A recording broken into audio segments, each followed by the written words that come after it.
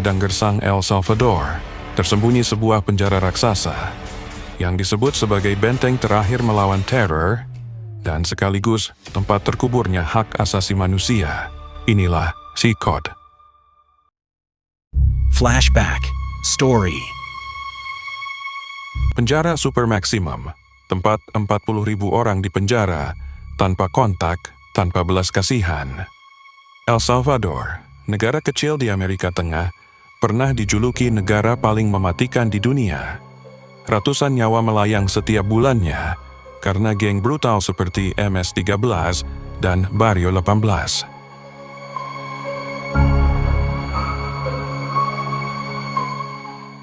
Tahun 2022, Presiden muda dan kontroversial Nayib Bukele meluncurkan kebijakan ekstrim. Regimen de exception, sebuah status darurat nasional untuk memburu semua anggota geng mafia dan kartel. Dalam waktu singkat, lebih dari 70.000 orang ditangkap. Tapi, kemana mereka akan ditahan? Maka lahirlah Sikot Centro de Confinamiento del Terrorismo, penjara terbesar dan paling ketat dalam sejarah Amerika Latin modern. Dibangun di atas lahan seluas 23 hektar, dengan pengamanan ekstra seluas 140 hektar. Sikot dibentengi oleh 19 menara pengawas, kawat listrik, dan tembok beton setinggi 11 meter. Di dalamnya, 256 sel.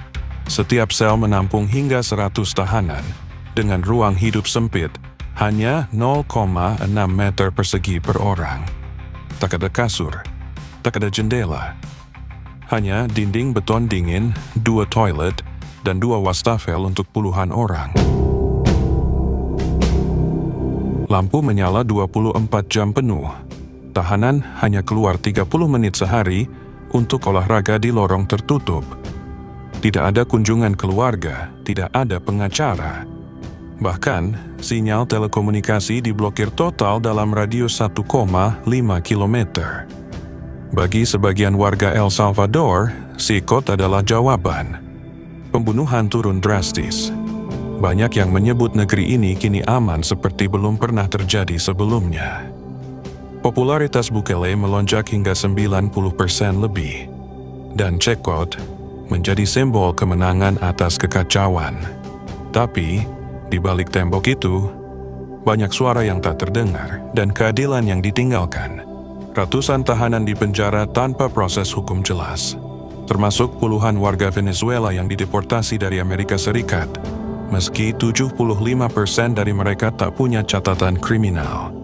Bahkan seorang seniman, Arturo Suarez, dikurung hanya karena tato di tubuhnya disangka simbol geng. Organisasi HAM Internasional menuduh Sikot adalah penjara penyiksaan modern. Tempat para tersangka dibuang, bukan diadili. Mereka menyebutnya sebagai eksperimen keamanan yang mengorbankan hak asasi manusia. Di satu sisi, Sikot telah mengubah wajah El Salvador dari negeri geng kartel ke negeri teraman.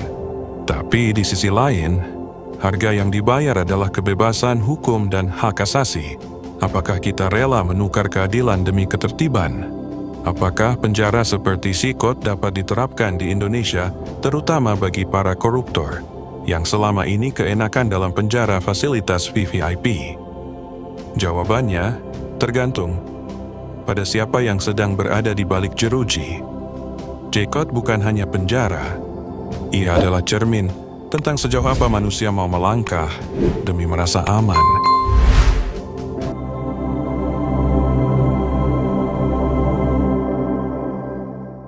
Stay tuned, Mata Pantau.